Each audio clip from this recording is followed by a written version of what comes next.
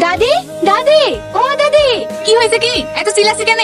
আজ মরসেল থেকে 150 টাকা পেয়েছি, 50 টাকার মাংস এসছে আর এই টাকা 100 টাকা। ঠিক আছে, তুই হাত মুখ ধুয়ে এসে দুটো রুটি খেয়ে লে। আপনার কোথাও লাগেনি তো? না না, আমার কোথাও লাগেনি, আমি ঠিক আছি।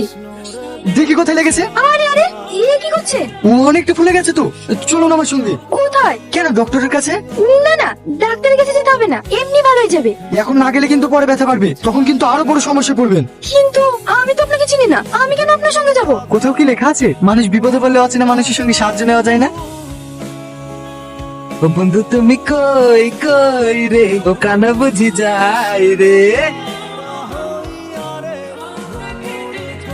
ভাবি একটা ছেলের সঙ্গে দেখলাম, আমার মনে হয় ছেলে ভাবিকে পছন্দ করে, আর ভাবি ছেলে। চুপ, ও শুধু আমার, আর কারণ না। কি হয়েছে এটা? স্যার এত সাহস? জানেনি ভাই, গ্রামে নতুন মনে হয়। যা, ওই শালা থেকে নজর রাখ। ঠিক আছে ভাই।